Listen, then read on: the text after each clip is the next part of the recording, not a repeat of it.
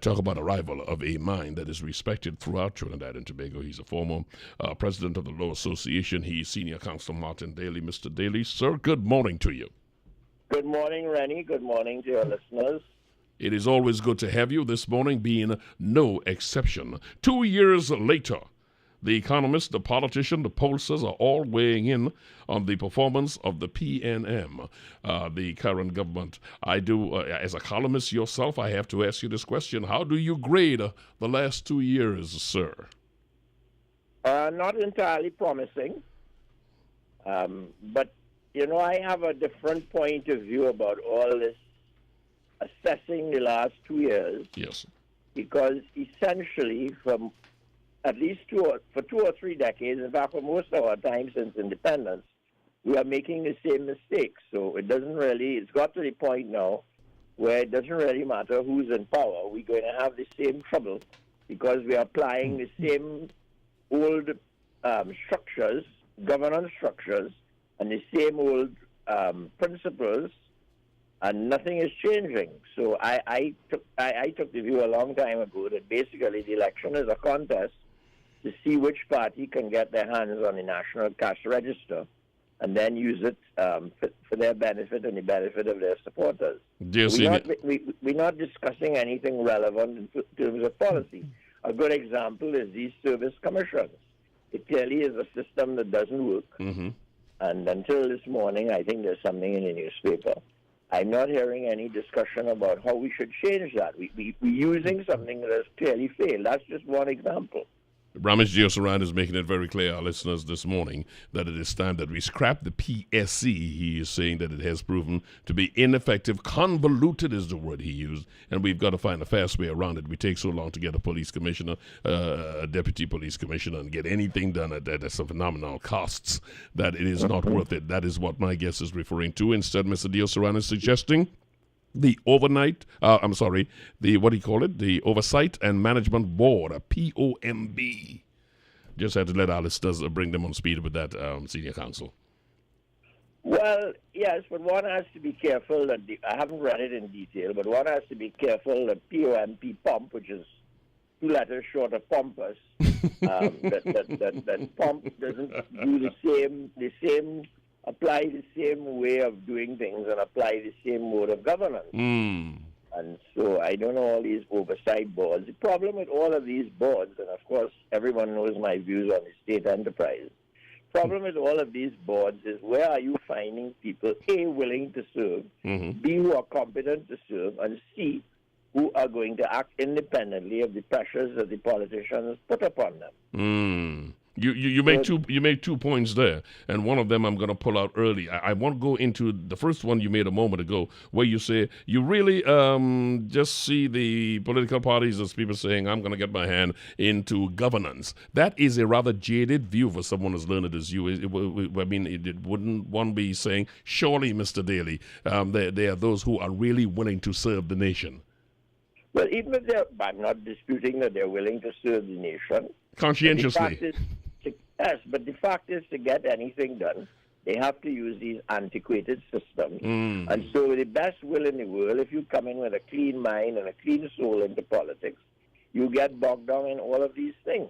But the fact is, the good ones can do nothing, while the less good ones are trying to get their hands on the national cash register and distribute money. And what is unfolding now before the JST shows you why these systems can't work. You can't put a bunch of people who are non-executives into anything and expect them to drive it to some different conclusion. You have to have competent full-time management who are subject, of course, yes, to an oversight board or a supervisory board. But the problem, the mistake we keep repeating is we put people part-time and non-executive to run things, and they can't run things because they're not their hands-on every day.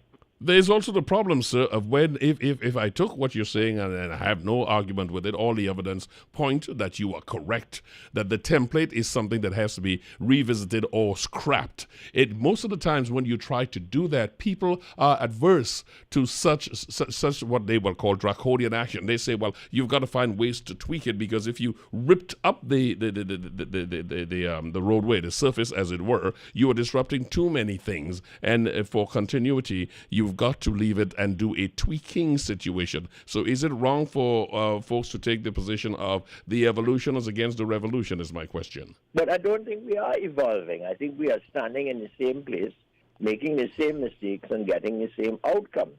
Yes, people are resistant to change, and there are always vested interests working against change.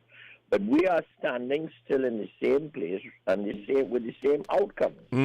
Therefore, we have to be more radical and start a discussion about what is a better way to do things. I mean, we should, all of our attention should be focused on developing people who have managerial skills or capable of having managerial skills, so that we have a first-class cadre of managers, not part-time, non-executive boards, and managers who can come up with solutions which they can bring to the board for oversight. But the way it works now is that you have some kind of board.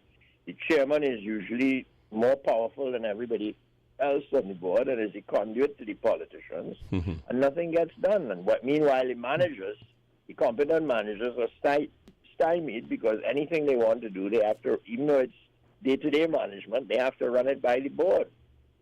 And the board, in turn, gets nods and winks from the politicians about what outcome they would like. You mentioned you mentioned the JSC and that particularly is looking into the situation at the port right now. Such a hearing, you don't think will lead to any kind of change at all?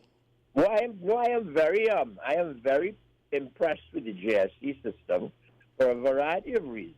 Before I answer your question directly, it's very immediate. It causes things to be examined when they are alive issues rather than 5 years later. Yes. It's done in the public. It's done in the public gaze, and because of the principles of parliamentary privilege, people can speak freely.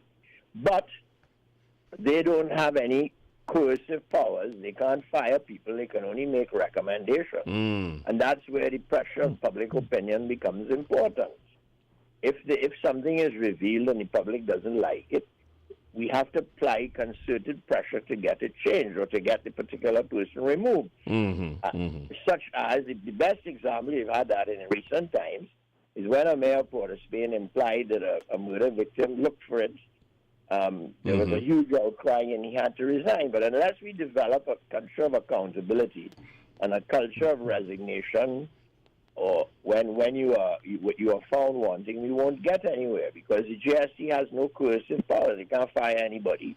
They can't turn something back away from where it is going. They can only expose it and make recommendations. But an informed citizenry, as in the case you just cited, will bring enough pressure that can force people into doing something.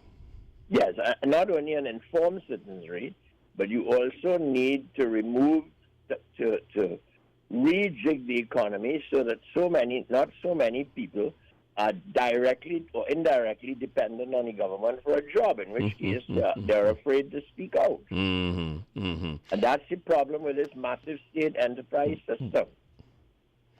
The biggest employer in the country, as in most developing countries, would be the government. They also say is the... And that inhibits people from being able to speak honestly about things because they're afraid of the repercussions. Unfortunately, that's another discussion we have to have. Yeah, government's seen as the employer of last resort. So until private enterprise steps up and equitably deals with their countries and participate more directly, you're going to have that situation, are you not?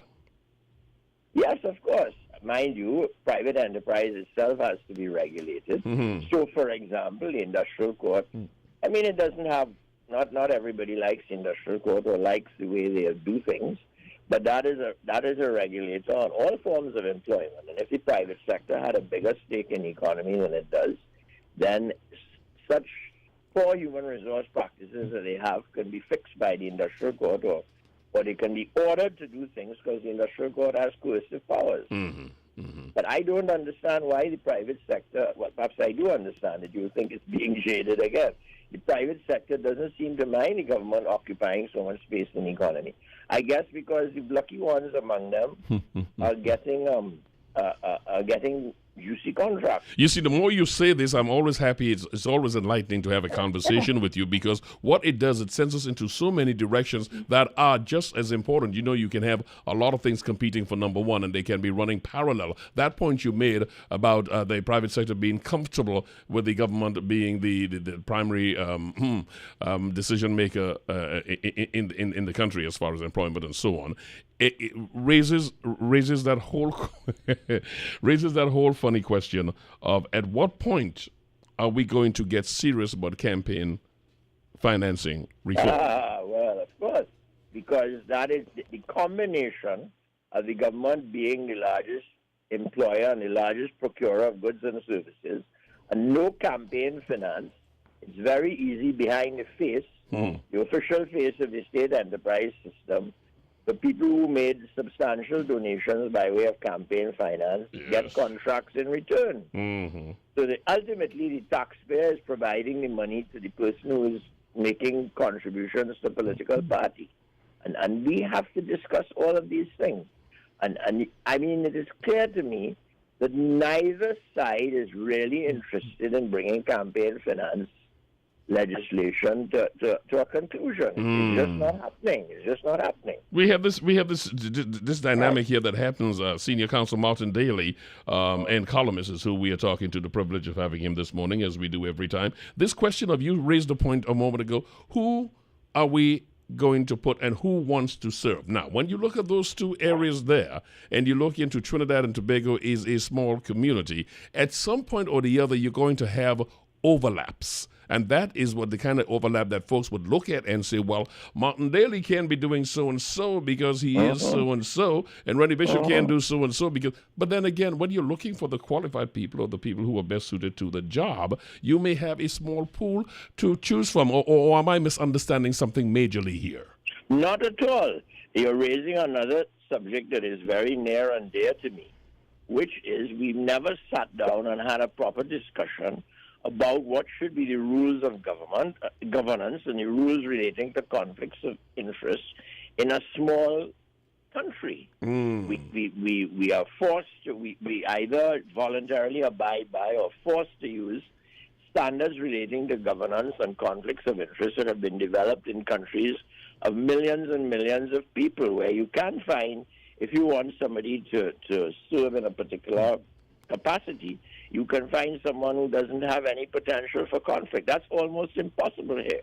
One of the things, of course, and this is very idealistic, but of course, if we were able to pursue better cooperation at the Caribbean level, then in my dream world, you would have a regional integrity commission, and you'll have regional bodies where you have a wider pool. So the man that is on the body from Jamaica is less likely to be connected or less intensely connected with somebody in Trinidad. Doesn't mean you won't have Trinidadians on it as well, but you will have a mix of persons.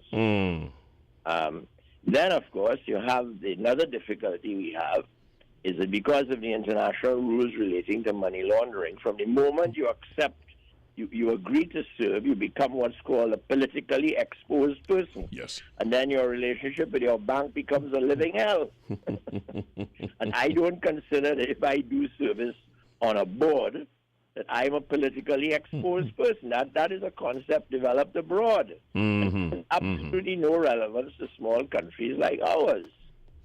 It is one of the areas we have to go back to the drawing board and take a look at that, because without the right people, we are going to be revisiting this conversation forever. And that's another problem. You see, who are the right people can't be determined by what is your political affiliation. This business of changing out. We shouldn't have all of these boards, but this business of changing out every single living person on a board every time there is a change of government in general election can't work, because competent, independent people get thrown out, and we throw out the baby with the bathwater. But senior counsel, herein lies the problem, you see, and it comes from where we started our discussion in the first place. Because if we don't have people with a sense of nationalism, we don't have people who see statesmanship as a virtue, we don't have people who see service to the country and not a party as paramount. Forever we'll be having this problem, because if you seem to have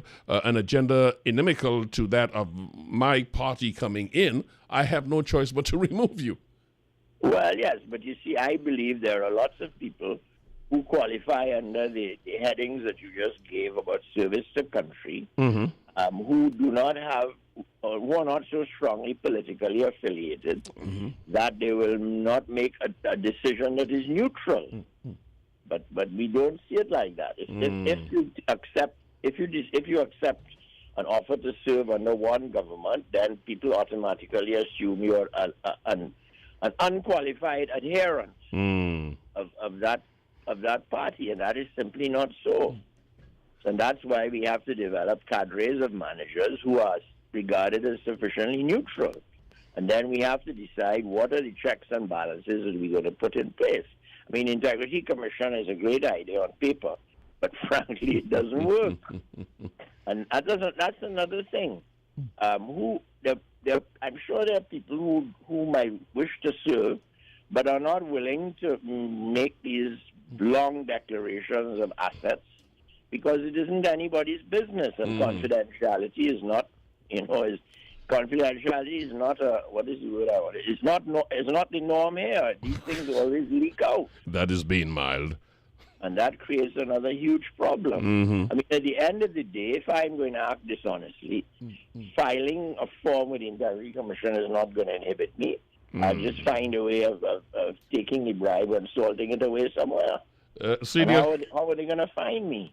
Senior counsel, I do have to ask you to give me that grade. You said not good, but can I restrict you to a 1 to 10 if you had to grade the first 2 years? Now, let me quickly state, Selwyn Ryan, pollster, political scientist, he said it's too early to judge. I'm going to wait for another year. Why? How much more people you want killed before he makes a decision? No, I will. My direct answer is a 5. But what I'm arguing is no government is going to get a better than a 5 because we're going to still have an unacceptable murder rate. We're still going to have a low detection rate for crime. We are still going to have flooding every year, and we're still going to have traffic jams every year. And so it really doesn't matter at this stage if we're doing the same whole thing over and over again. Nobody will ever get past a 5. But everything is interwoven here, because the point you made earlier, I had a conversation with Michael Seals just before I invited you, I welcomed you here, and Michael is talking about the ranks not having the confidence in the leadership because it has been acting for so long. To get a hold of crime, you must have a confident, well-managed and controlled police service to do that. So we have to get to the point at some time where we say we have to rip up a couple of things. The way of selecting a police commissioner right now, you agree that we've got to find another way. I guess from what you have said, we're going to spend some time debating on what is going to replace that. But we've got to start coming with some solutions, not afraid to make mistakes, and try a couple of things to get some urgency, get some expediency in what we're trying to do. Otherwise, we can be conferencing on this for a long time. That's correct. I mean, how many years has this thing with the police commissioner been going on? What's so hard about the parliament getting together to devise a new system? And you must have, and when you have people in those kinds of posts, you have to have these oversight boards. The principal thing they must do are performance audits and performance assessments on an annual basis. That's what they should be doing, and they must have tasks and targets or objectives set which have to be met, and those objectives must reflect policy. We have to incentivize these positions, these functions. That's correct. That's correct. But we don't do those things. So whether you perform well or you perform badly, once you get the job, you're virtually in the job for life. Because we want to apply this elaborate legal process to everything. And how an employer assesses someone's performance can't work by definition, but can't work by reference to some long and elaborate legal process. The employer must have a degree of freedom to assess the person's performance for better or for worse. And if it is a malicious assessment or a bad faith assessment or an arbitrary assessment, then the person can get a remedy in the court. You can't have a long legal process every time you want to assess somebody's performance. I hear exactly what you're saying. You've been around for a very long time, and you know that even with any proposal that Ramesh Deosaran or anyone makes with regarding a composition of a replacement to the PSC, you're going to need the opposition input. I am not directing this as the present opposition. I'm going to ask you with your experience and actually association in this area. Is this a new phenomena? Have you seen opposing forces just being opposing for opposing sake going on exclusively in this administration as bad as you have seen it now, or have you seen it worse before? I mean, in other words, is this game going on forever? Well, I think people have short memories. During my time in the Senate, I sat on some committee, I can't remember what it was, in which this business of what should be the proper remit of the service commissions came up, and all of these parliamentary committees split along partisan lines. This has been going on for forever and ever. Amen. I don't know why people think it's any worse now than it was before. And even when you look at how the JSC is conducting the present inquiry into the court, one side wants to ask only about the Galicia, and the other side only wants to ask about, I've forgotten the name, Ocean Flower. The Ocean Flower, yes. And there's no real attempt to have a bipartisan approach, excuse me, to find out why procurement systems that we have in place at the moment don't work. I'm so happy that you hit on that. Work. I know from experience they don't work, because there are always hidden hands trying to direct the procurement to a particular outcome. Sometimes it's even people within the board have their favorites that they're trying to get, to win a bid. Sometimes it's the politicians interfering with the board members. Sometimes it's the board members have their own partners that they want to bring in. I'm not saying that's what happened at the port. I'm saying generally that is the problem with this system. And now you see one side wants to prove you did rubbish with the Galicia, and the other side wants to promote that you did rubbish with the Ocean Flower too. And we're not getting down to the issue of why these procurement systems don't always produce beneficial outcomes. Yes, it's unfortunate, because looking at it, when the politics start being played, it's easy to see who is representing what. I believe in causation, so to me, I am interested in how the Galicia deal came about, because one thing led into another thing. I wouldn't have the crisis if I didn't have the Galicia, the Superfast Galicia's contract becoming an issue. So for me, I kind of look at it from that way. Anyway, law term is coming up. You're absolutely right. One feeds into the other. It's quite interesting. I didn't look at the whole thing, but it's quite interesting how Ms. Haddad from Tobago said to Minister Franklin Campbell, "You never asked me a single question." Because presumably she was talking about the current breakdown more than what had happened before. So what she was saying didn't appear to interest him, according to her. One day at a time. You did go to Tobago, didn't you? Yes, we were talking about Tobago, right. Opportunistic or meaningful? The swim from Tobago to Trinidad. Well, there again. Well, I was thinking of I'm probably still going to do it. It's just that so many things happen week after week. I was thinking of writing a column about that swim called Think or Swim. Because whatever his faults, I mean, lots of people don't like his approach. The point about it is what Watson Duke did was dramatic, and it really drew attention to the fact that I have no other way of coming from Tobago unless I can get a seat on the plane, or I have to swim, and I don't. Yes, it was full of gallery and so on, but I rather like the idea, and it makes people think. Think or swim. So there's a possibility that I may see Martin Daly doing something as dramatic come the law term that's opening very soon. And I've been dramatic all year about the dreadful failure of the Judicial and Legal Service Commission.